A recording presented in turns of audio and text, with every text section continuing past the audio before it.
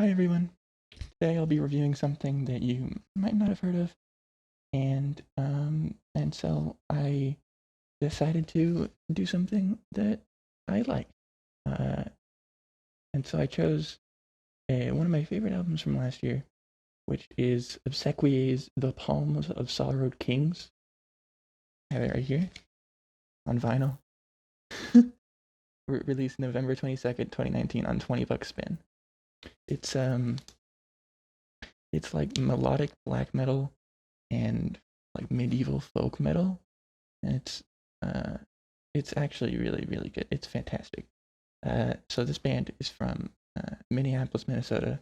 They were formed in 2007, and it's mostly just one guy, Tanner Anderson, who does vocals, guitars, and bass, and it's incredible. Like this album is fantastic. And before I start talking about the music, can we just I've been holding it up. Can we just appreciate this album cover? Trying to not get the glare of the light, but that is a work of art. This is incredible.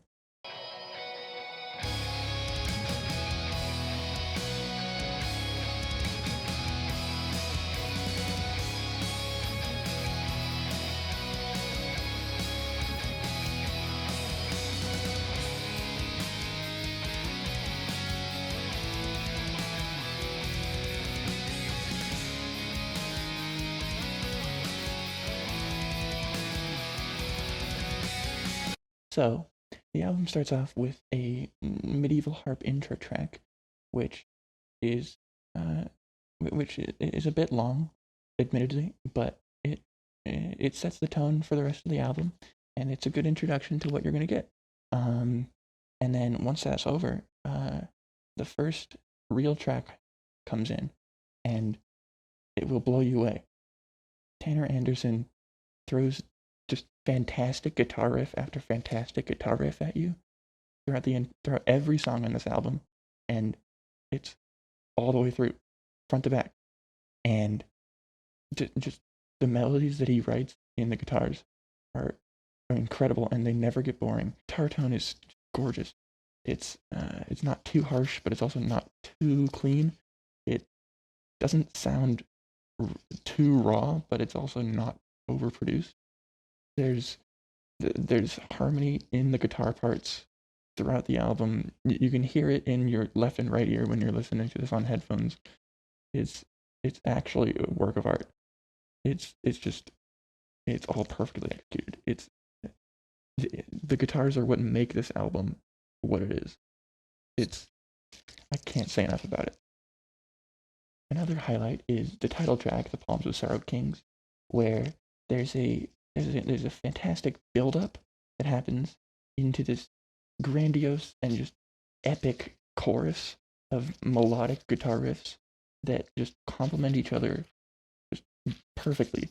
And it, it feels like at times you can hear two, three, maybe even four different guitar lines going on at the same time, and yet it meshes together perfectly. It still sounds coherent, and it still has a an overall melody, and it just blends perfectly, despite being very layered and complicated, but not necessarily technical for the sake of technical. It's still very melodic as well.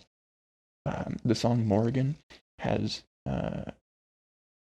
some of the best, just like quick in and out sort of riffs um, where it's not as grandiose and epic as a series in Emerald Streams and in the Guardians of Hastings is, but instead in the song Morgan, Tanner Anderson opts to create more of a strong underpinning for uh, for the lead guitar, where where the grandiose sort of leads that he'll play are allowed to peek through the rhythm guitar sort of bass, and then sink back in again.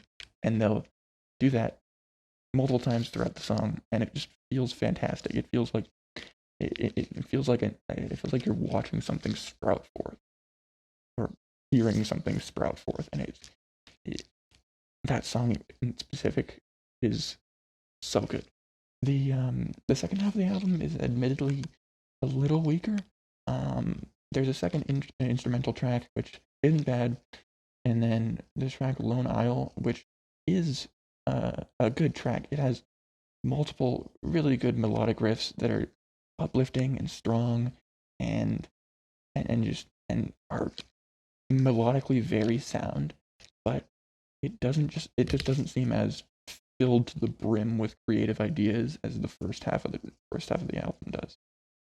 And the song after that, Asleep in the Bracken, isn't bad, but it just isn't mind blowing like the first half of the album is.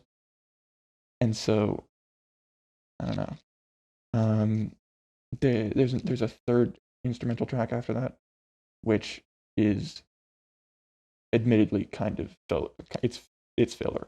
There didn't need to be an instrumental track there, and it kind of takes you out of it because you're almost done with the album. The album's only 49 minutes long, and there's only a few tracks left. And having to sit through a 3-minute instrumental track when you've already sat through 2 other 3-minute instrumental tracks doesn't make sense.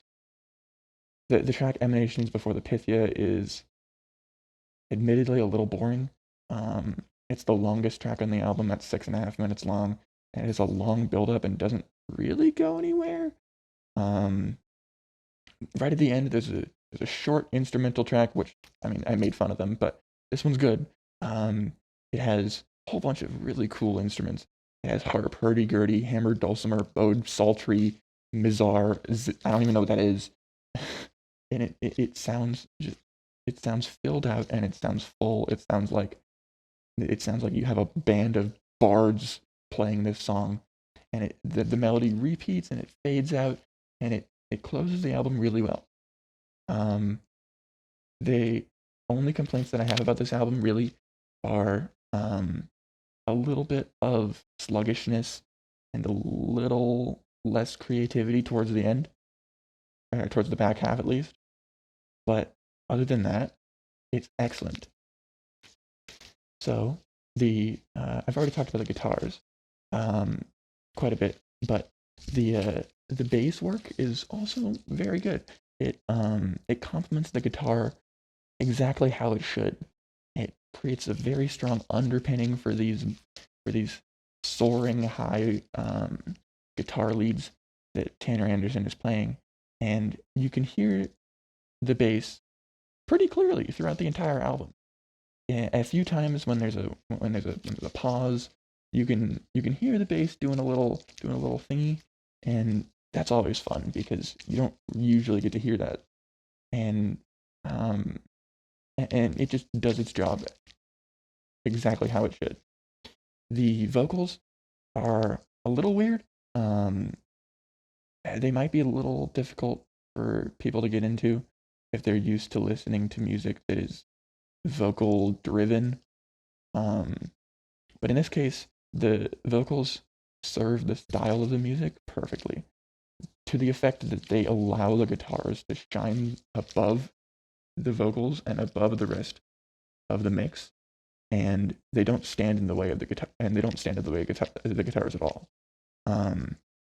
The vocals are they are growls. They're as is customary in black metal, but they're not overly harsh. They don't sound like a frog, and they have this fantastic reverb effect on them that just makes you imagine like he's delivering this vocal performance in an empty castle hall. It's incredible, and the vocals are good because they serve the style of the music, and they allow the guitars to be the melody instrument, and the guitars do that amazingly well. The drumming, it also fits the style. The drums do their job perfectly, and not much else, which is really all you need when your guitar work is godlike. Overall, OBSEQUIE's The Palms of Sorrow Kings is an incredible album. It's super nerdy. It evokes images of heroic knights and majestic castles in your mind. It has just brilliant guitar work. I can't say enough about it. And stellar songwriting. It's creative, yet it's very coherent, and it's catchy without being cheap. The guitar riffs will get lodged in your brain, but not in a bad way. In the way that it's just a fantastic line. And I've listened to this album a ton over the last year. You can listen to this album over and over and over again and never get bored, which I do. And the weaker back end and a couple filler tracks unfortunately keep this album from being a 5 out of 5 perfect album for me. But it's definitely one of the strongest 4.5 out of 5s I could ever give. And I look at this album cover. How can you not buy this? Their shirts are fantastic too. I own one. It's beautiful. I'll have some links in the description. Well, thank you for watching. If you listen to this album, let me know what you think. And follow me on Twitter. I'm unhealthily active over there. And yeah.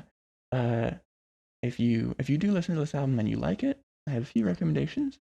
I can tell you that you might like folk metal, in which case you might like this band, Helveti. They're my favorite band.